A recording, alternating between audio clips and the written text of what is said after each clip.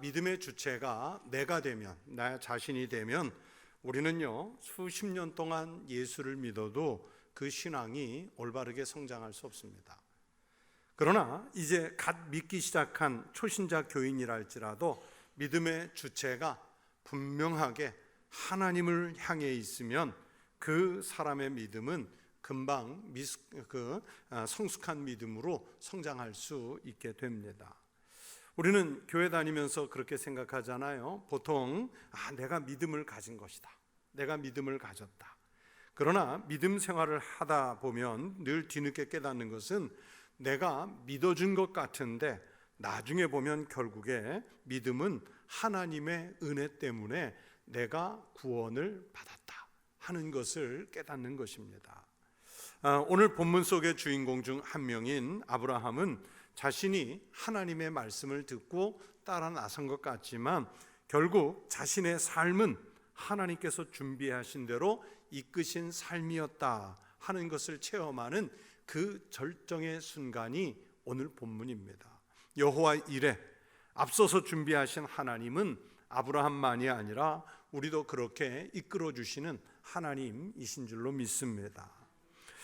여러분, 믿음은 내가 교회에 나오면서부터 가진 것 같으나 결국에는 모든 것의 주체가 하나님이시라는 것을 성경은 일러줍니다. 믿음의 주체가 하나님이신 것을 인정하게 되면 우리는요 하나님이 원하시는 모든 것을 하나님을 위해서 바칠 수 있게 됩니다. 그렇게 준비가 돼요. 심지어 나의 생명까지도, 아브라함의 경우처럼 나의 가장 소중한 자녀까지라도 하나님을 위해서 드릴 믿음의 용기가 이 안에서 생겨나는 것입니다. 바로 오늘 본문 말씀이 하나님께서 모든 믿음의 주체시요 주관자이심을 적극적으로 알려주시는 말씀입니다. 오늘 본문을 살펴보기 전에 먼저 이스라엘의 제사, 고대의 제사, 이걸 생각하면 여러분, 이스라엘의 고대 제사에는 반드시 필요한 세 가지의 구성 요소가 있었습니다. 첫 번째는 번제할 장소입니다. 이는 제단이 있는 장소를 말하겠죠. 하나님께 제사를 드릴 때는요 미리 준비된 깨끗하고 성결한 제단이 갖추어져 있어야 합니다. 아무 곳에서나 드리는 제사를 하나님께 어떻게 드릴 수 있겠습니까? 두 번째는 번제할 나무와 불입니다. 이것은 제단 위에 놓인 제물을 태우는 역할을 합니다. 나무가 없이는 불을 붙일 수 없고 불이 없는 나무 또한 스스로 타오르지 않습니다. 그래서 제사에서 나무와 불과 나무는 매우 중요한 요소입니다. 그래서 제사를 드리러 갈 때는 오늘날과 같이 불이 아무데나 있는 것이 아니기 때문에 집을 출발할 때부터 미리 나무를 준비하고 또 불을 횃불처럼 만들어 이동할 때 가지고 가는 그런 길이었습니다. 끝으로 세 번째, 번제할 때는 제물이 꼭 필요하겠죠. 제사를 드릴 때 실질적으로 타서 없어지는 역할을 하는 가장 중요한 것이 제물 아니겠습니까? 제단이라는 것도 제물을 올려놓기 위해서 필요한 것이고, 나무와 불도 결국엔 자기네들이 탐으로써 존재감을 드러내려는 것이 아니라 그 위에 올라와 있는 제물을 태우기 위해서 준비가 되는 것이죠. 그러니까 모든 제사는 제물을 태우는 것으로서 절정에 이르게 됩니다. 이상의 세 가지가 갖추어져야만 오늘 본문에 등장하는 번제라는 제사를 하나님께 드릴 수 있게 됩니다. 다시 본문으로 돌아가 보겠습니다. 하루는 하나님께서 아브라함을 시험하기 위해서 부르시죠. 그런데 그 시험의 내용이 얼마나 황당한 내용입니까? 우리가 잘 아는 대로 아브라함이 100세에 얻은 아들, 그러면서 하나님의 유업을 이을 적자라고 인정해 준 아들, 가문의 희망인 아들, 그 이삭을 제물로 잡아서 번제를 드리라는 거예요. 여러분, 이게 가능한 얘기입니까? 하나님께서도 본문 2절에서 스스로 말씀하시듯이 내 아들, 내 사랑하는 독자 이삭이라고 말씀했는데 그걸 제물로 드리라는 거예요. 여러분, 아브라함 입장에서는 하나님의 이 말씀을 들었을 때 이거 청천벽력 같은 소리죠. 땅이 꺼지는 소리죠. 희망을 죽이는 소리고 100세가 훌쩍 넘은 아브라함에게는 삶의 모든 의욕을 꺾어버리는 소리였습니다. 단장의 아픔이 순식간에 밀려오는 고통의 명령이었습니다. 저도요, 딸이 하나 있고 아들이 하나, 두 자녀가 있습니다.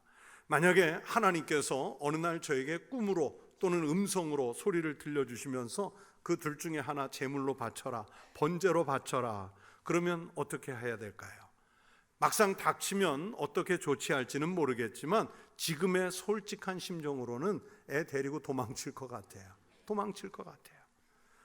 요나가 하나님 명령 안 들으려고 이제 다시스로 가는 배 밑전에 숨어 하나님 눈길 피해서 도망간 게 여러분 요나만의 마음이겠습니까? 아들 바치라, 딸 바치라고 하면 제 마음이 꼭 요나와 같이 바뀔 것 같아요. 여러분, 자식은 열이 아니라 20의 자식을 가지고 있어도요, 하나같이 귀한 존재 아닙니까? 그런데 100세에 그것도 하나님이 약속해서 유업을 이을 아들로 주셨는데, 아브라함에게 이삭이라고 하는 존재는 우리가 생각하고 상상하는 그것을 훨씬 뛰어넘는 존재입니다. 그런데 하나님이 오늘 말씀에서 그 아들을 지금 번제물로 바치라는 거예요.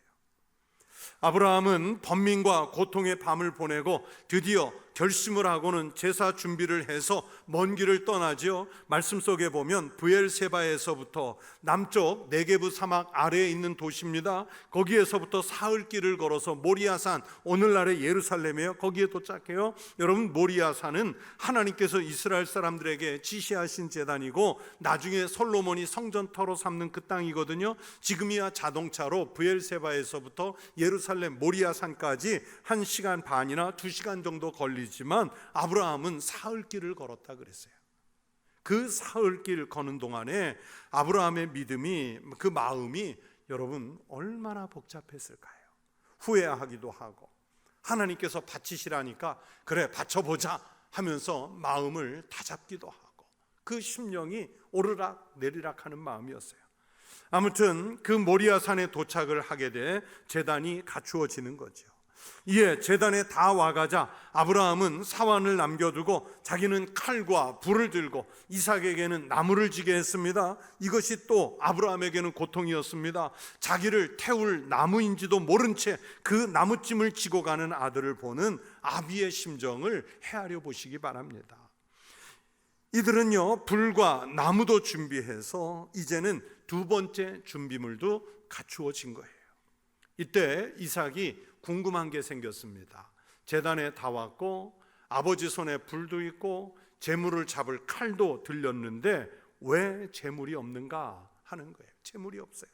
그래서 7절에 보면 아들 이삭이 아버지 아브라함에게 묻지요. 아버지, 불과 나무는 있는데 번제할 어린 양은 어디에 있습니까? 번제할 어린 양은 어디에 있습니까? 이 질문이 아브라함에게는 최악의 고통이며 살을 찢어내는 아픈 질문이었습니다.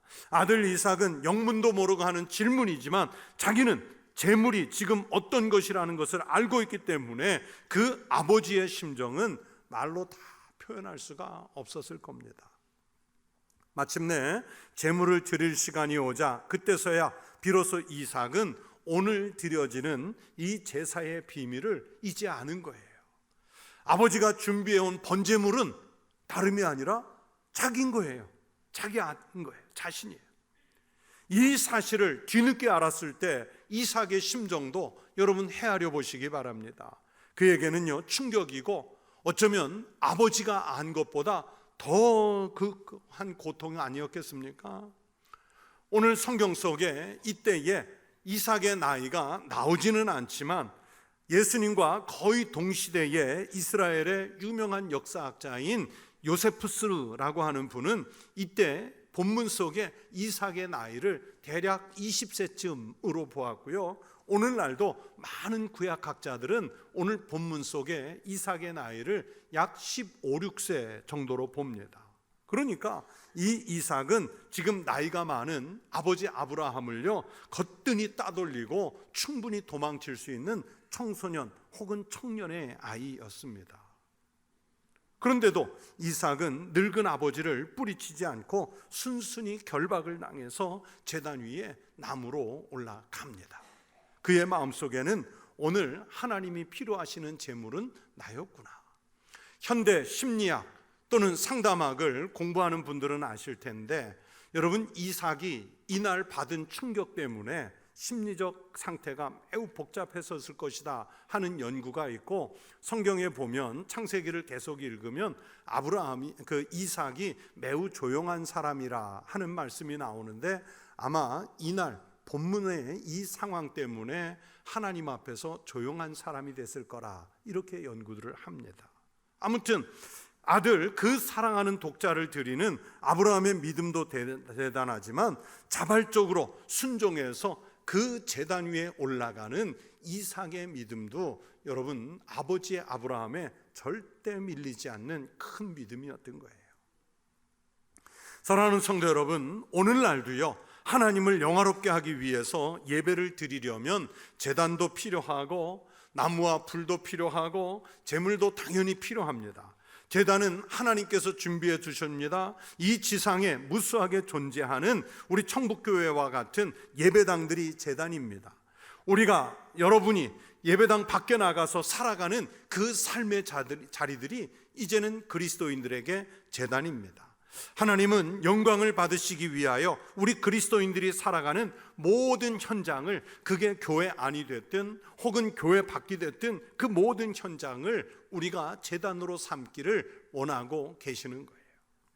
이 제단 위에는요, 번제물을 태울 수 있는 나무와 불도 준비되어 있습니다. 세상에서 영원한 생명의 복음을 알지도 못한 채 마른 뼈와 같은 심정으로 마른 장작같이 살아가는 그 군상들이 여러분 나무인 거예요.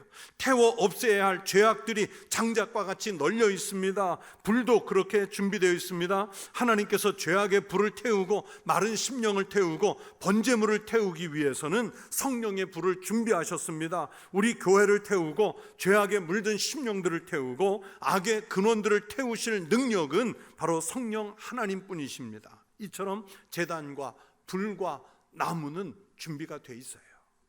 그러면 우리가 그 제단에 바칠 번제물로 드려야 하는 어린 양은 어디에 있겠습니까? 여러분, 어린 양은 어디에 있겠어요? 구약의 제사처럼 오늘 여러분이 하나님 앞에 제사, 즉 예배 드리러 오면서 집에 있는 가축을 잡아 이거 하나님 앞에 드리려고, 제물로 바치려고 짐승을 잡아 오셨습니까? 우리가 드리는, 예배 중에 드리는 약간의 물질이 진정한 번제물이라고 말할 수 있겠습니까? 내가 교회에서 작은 직분 몇 개 맡아가지고 여기저기 쓰고 하면 일한다고 해서 여러분, 그게 하나님 앞에 온전히 생명까지 바쳐진 온전한 번제물이라고 말할 수 있겠습니까? 주의를 겨우 지켜서 예배하는 것으로 나는 하나님 앞에 내가 드릴 수 있는 제물로서의 역할을 다했다, 우리는 그렇게 선언할 수 있겠습니까? 여러분, 우리의 진정한 번제물은 어디에 있습니까? 무엇이 우리의 번제물이며 누가 우리의 번제물입니까? 마태복음 16장 24절에서 예수님은 무엇이 번제물인지 우리에게 답을 주십니다. 누구든지 나를 따라오려거든 자기를 부인하고 자기 십자가를 지고 나를 따를 것이니라. 여러분, 이 말씀에서 예수님은 우리가 드릴 수 있는 제물은 나 자신, 다른 사람이 아닌 나 자신이어야 한다고 말씀하시죠. 여러분, 내가 제물이 되어야 한다는 예수님의 말씀이에요. 이사야서 6장에 보면 이런 장면이 있습니다. 우시야 왕이 죽던 해에 선지자 이사야가 거룩한 성전에 들어가서 자신의 죄를 탓하며 하나님 앞에 부르짖었습니다. 하나님은 그렇게 진심으로 회개하는 이사야를 죄를 사하여 주시고 이렇게 말씀하죠. 내가 누구를 보내며 누가 우리를 위하여 갈꼬. 세상을 향해서 나아갈 재물을 하나님께서 찾으시는 모습입니다. 이때에 이사야가 재물이 다른 사람이라 말하지 않고 자기가 재물이 되기를 자청합니다. 이 일에 적합한 다른 일을 추천하는 것이 아닙니다. 그때 내가 이르되 내가 여기 있나이다, 나를 보내소서. 하나님의 이 질문 속에는 이사야가 자신을 스스로 제물 드리기를 바라는 의도를 갖고 하신 말씀이고, 이사야는 하나님의 의도를 알아채고서는 주여 제가 제물입니다, 제가 제물 되겠습니다, 이렇게 약속하는 거예요. 스스로 제물이 되려는 모습은 예수님에게서 그 절정을 이룹니다. 예수님을 십자가에 못 박히도록 내려보내신 하나님의 마음은 아브라함의 고난과 고통의 것으로도 대변되지 않은 더욱 극심한 고통이었습니다. 예수님이 세상에 오신 것, 여러분, 하나님이 사람의 몸을 입고 오신 것 그 자체가 고통이고, 예수님이 공생에 살아가시는 그 삶 자체가 고통이고, 십자가에서 달려 죽으심은 그 고통의 절정 아니겠습니까? 그런 고통을 알면서도 예수님은 회피하신 것이 아니라 스스로 제물이 되는 길을 택하시는 거예요. 그래서 이런 고백을 하시죠. 내 아버지여, 만일 할만하시거든 이 잔을 내게서 지나가게 하옵소서. 그러나 나의 원대로 하지 마옵시고 아버지의 원대로 하옵소서.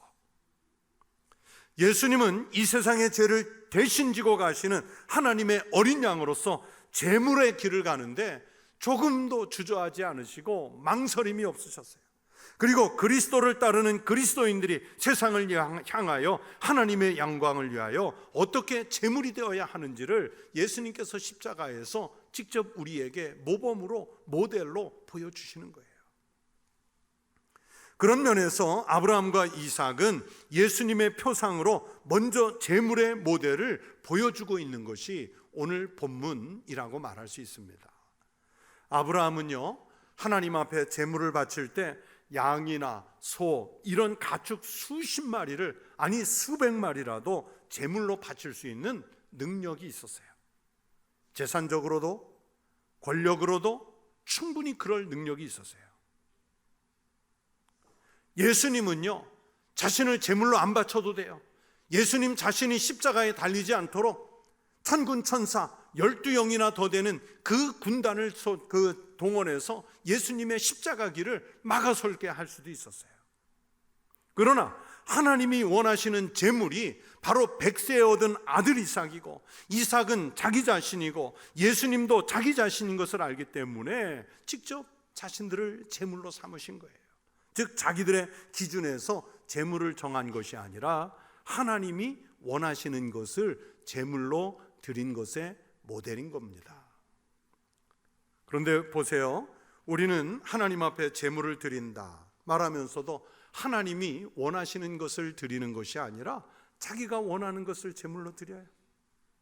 그러면서 하나님 앞에 제물 드렸다고 그래요. 교회에서 자기가 좋아하는 것만 골라 하면서 그게 내가 교회에서 열심히 일한다 그러면서 그게 제물인 줄로 알아요. 하나님께서 진정 원하시는 제물은 우리가 세상에 나가서 그리스도인으로 빛되고 소금되는 그런 제물의 삶을 살기를 바라시는 것은 우리 그리스도인들인 거예요. 선교 현장에서도 제물을 필요로 하고 있습니다. 지난주에도 조금 말씀드렸지만 선교 현장에 직접 가보니까요, 선교사님들은 노령화돼 가는데 그분들을 뒤를 이어서 그 선교지를 이어받을 후임자가 없는 그런 형국이에요. 그래서 지금 수십 년 해왔던 선교지를 닫고 선교기관을 접고 또 교회를 접어야 되는 그런 형편에 지금 선교사님들이 내몰리고 있는 거예요. 왜냐하면 선교 현장에 바쳐질 제물이 없습니다. 가정에서도 제물이 필요하고 우리가 살아가는 이 시대와 역사가 번제물로 드려질 제물을 필요로 하고 있습니다. 누가 제물이 되겠습니까?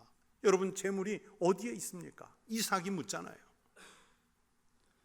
어려서 여름방학을 맞아 시골에 가면 여름에는 소들 풀을 뜯기러 산과 들로 아이들이, 그건 애들 몫이잖아요. 그 소를 몰고 나갑니다.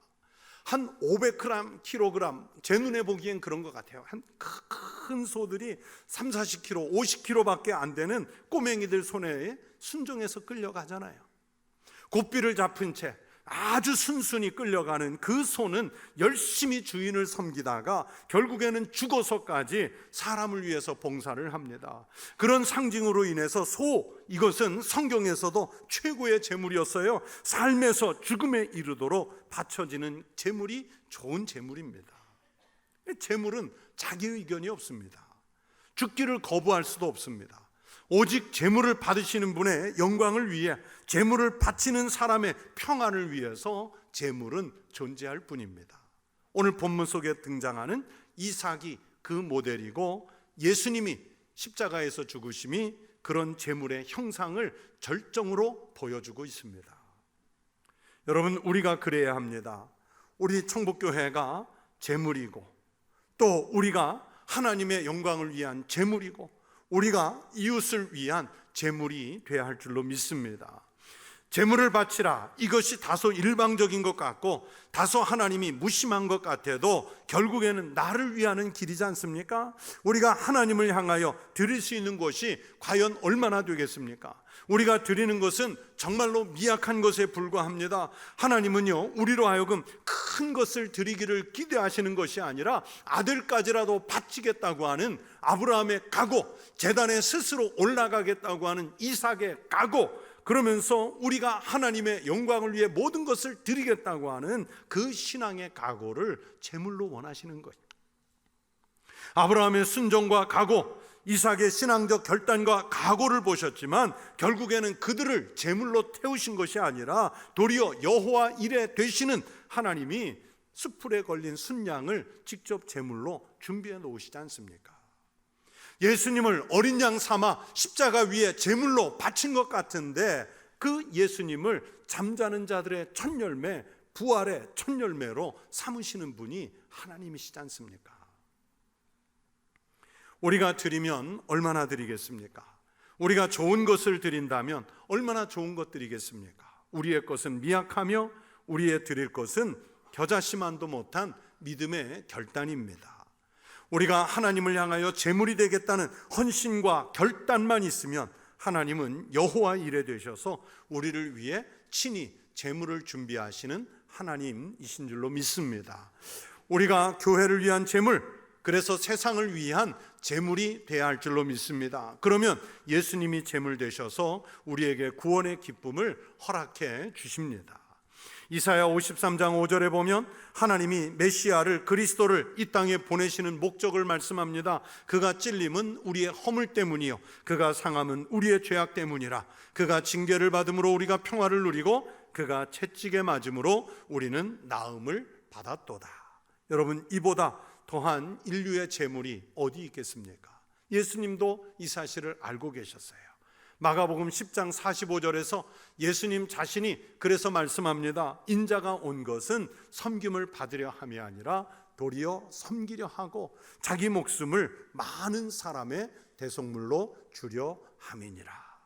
예수님은 자신이 이 세상을 속량하시기 위해 번제물로 오셨다는 것을 이미 잘 알고 계셨습니다. 그래서 예수님은 우리 그리스도인들이 자기 십자가를 지고 제물이 되어야 한다는 것을 가르쳐 주신 것입니다. 그리스도인이 제물되지 않으면서 복음을 전한다, 그리스도인이 제물되지 않으면서 하나님의 영광을 위한다면 그것처럼 무의미하고 공허한 소리는 또 없을 것입니다. 번제물은요, 남김없이 몽땅 태우는 거예요. 오늘 본문 속에서 아브라함이 이삭을 제단 위에 올릴 때는 남기려고 한 게 아니에요. 아들을 몽땅 태우겠다는 각오였어요. 그래서 아브라함의 이삭 제사는 모든 것을 하나님을 위해 포기하겠다고 하는 상징입니다. 그러나 하나님은 그런 신앙의 결단을 보시고 있던 것은 아들은 지켜주시고 없던 것은 순양을 주셔서 더 채워주시는 축복의 하나님이신 것을 오늘 본문이 말씀하지 않습니까? 사랑하는 성도 여러분, 내가 제물이 되십시다. 우리 청복교회가 제물이 되십시다. 우리 가정이 제물이 되십시다. 찰스 팩스라는 목사님이 이런 말을 남겼습니다. 당신의 마음이 불붙기 전에는 남에게 불을 붙이지 마라. 아니, 내가 불타지 않는데 어떻게 옆으로 불을 날려주겠습니까? 남이 제물이 되기를 기대하기 전에 우리가 제물이 돼야 합니다. 그러면 하나님이 우리를 축복하셔서 영생의 복과 세상에서 승리하고 사는 은총을 충만하게 우리 교회와 성도들에게 허락하실 줄로 믿습니다. 그리스도인은 낮아지고 섬기겠다고 나설 때, 다시 말해서 제물이 되고자 할 때 높아지는 길이 있는 줄로 믿습니다. 높아지기 원하시는 분은 하나님 앞에서 먼저 제물이 되고 낮아지십시오. 여러분, 오늘 하나님 앞에 나오며 여러분이 드릴 제물은 어디에 있습니까? 여러분은 주님께 진정으로 드릴 제물을 준비하고 오셨는지요?